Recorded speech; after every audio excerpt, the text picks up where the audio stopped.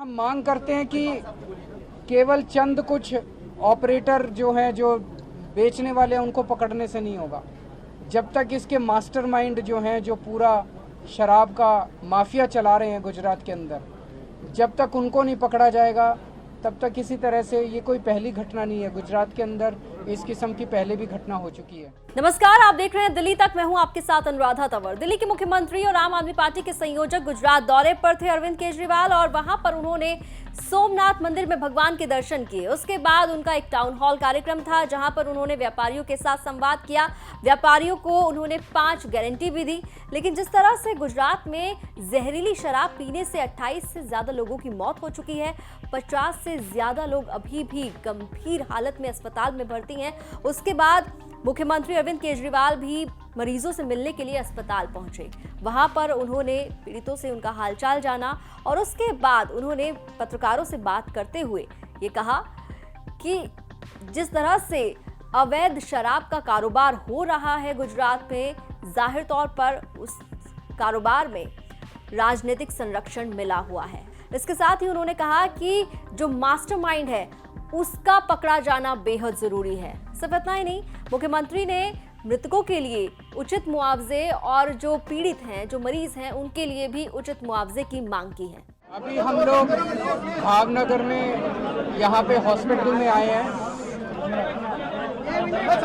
कल कई लोग जहरीली शराब पी के कई लोगों की मौत हो गई थी, और कई लोग सीरियस अपनी ज़िंदगी से जूझ रहे हैं। यहाँ पे ऐसे कई लोग अभी एडमिट हैं जिनकी हालत सीरियस है। अभी हम उन सब लोगों से मिलके आए। सबसे पहले तो मैं भगवान से प्रार्थना करता हूँ कि उन सब लोगों को की आत्मा को शांति दे जो आज हमारे बीच में नहीं रहे, और मैं भगवान से प्रार्थना करता हूँ कि जो लोग अभी सीरियस हालत में हैं उन सब लोगों को ज़िंदगी बख्शे। अभी हम इन सब से मिलके आए। बहुत गरीब लोग हैं, और उनको देख के अंदर बहुत दर्द होता है।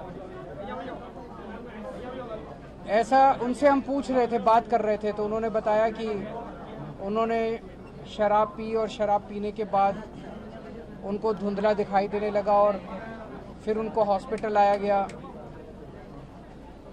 उनसे पूछा हमने, उन्होंने कहा कि बड़े खुलेआम यहाँ पे शराब बिक रही है, और रोज़ बिकती है। रोज़ शराब बेचने वाले आते हैं गांव में, रोज़ शराब बिकती है। गुजरात में तो नशाबंदी है।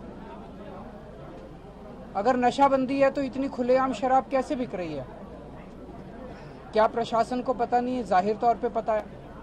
इतने बड़े स्केल के ऊपर गांव-गांव के अंदर इतने सारे गांव के लोग यहाँ आज एडमिट हैं। गांव-गांव के अंदर इतने बड़े स्तर के ऊपर शराब कैसे बिक रही है? जाहिर तौर के ऊपर उनको राजनीतिक, पॉलिटिकल उनको संरक्षण है, उसके बिना नहीं हो सकता। और लोग कहते हैं कि मीडिया की रिपोर्ट्स के हिसाब से हजारों करोड़ों का धंधा है ये।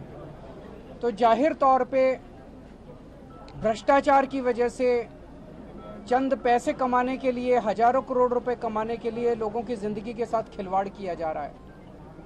सबसे पहले तो हम ये मांग करते हैं कि जिन लोगों की इस हादसे में मौत हुई है उनको सरकार उचित मुआवजा दे। जो लोग आज अपने हॉस्पिटल के अंदर एडमिट हैं उन लोगों को सरकार उचित मुआवजा दे।